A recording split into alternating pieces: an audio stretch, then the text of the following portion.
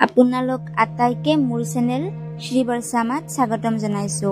তো আগৰ অধ্যায় 1ত আমি জানিবলৈ পাইছিলো যে কেনেদৰে সদা শিৱ আৰু শক্তিৰ মিলনৰ ফলত সৃষ্টিৰ উৎপত্তি হৈছিল।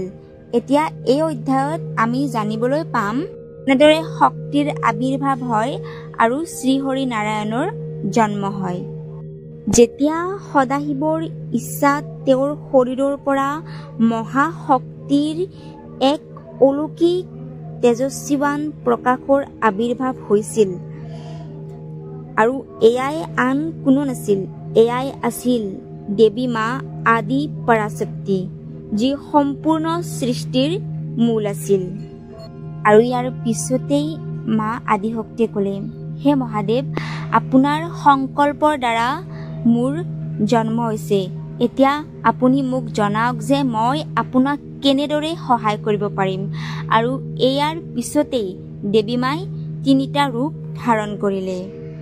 মা লক্ষ্মী, যিয়ে শ্ৰী হৰি নাৰায়ণৰ শক্তি হিচাপে জন্মগ্ৰহণ ল'লে, সৰস্বতী মা, যিয়ে ব্ৰহ্মদেৱৰ শক্তি হিচাপে জন্ম ল'লে, আৰু মা দুৰ্গা, যিয়ে ৰুদ্ৰৰ শক্তি হিচাপে জন্ম ল'লে।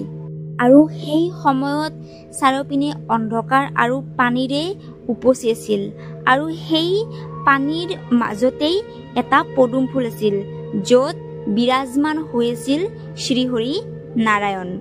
আৰু শ্ৰী হৰি নাৰায়ণৰ এনেদৰেই জন্ম হৈছিল, আৰু শ্ৰী হৰি নাৰায়ণৰ নাভিৰ পৰা এটা পদুম ফুল ওলাইছিল, আৰু য'ৰ পৰা ব্ৰহ্মদেৱৰ উৎপত্তি হৈছিল।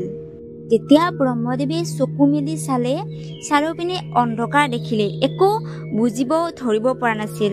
তেতিয়া ব্ৰহ্মদেৱে শ্ৰী সদাশিৱ আৰু মা আদিশক্তিৰ ধ্যান লগালে, আৰু ধ্যান লগাই পিনে সকলো তত্ত্ব বুজি পালে। এই অধ্যায় আমাক ইয়াকে বুজাইছে যে ব্ৰহ্মদেৱ আৰু বিষ্ণুদেৱ সদাশিৱ আৰু মা আদিশক্তিৰেই অংশ হয়। গতিকে প্ৰিয় শিৱ ভক্তসকল, এই অধ্যায় আমাক এয়াই বুজায় যে কেনেদৰে এজন পুৰুষ আৰু মহিলা, অৰ্থাৎ প্ৰকৃতি আৰু স্ত্ৰী আৰু পুৰুষ তত্ত্বৰ অবিহনে একোৱেই সম্ভৱ নহয়।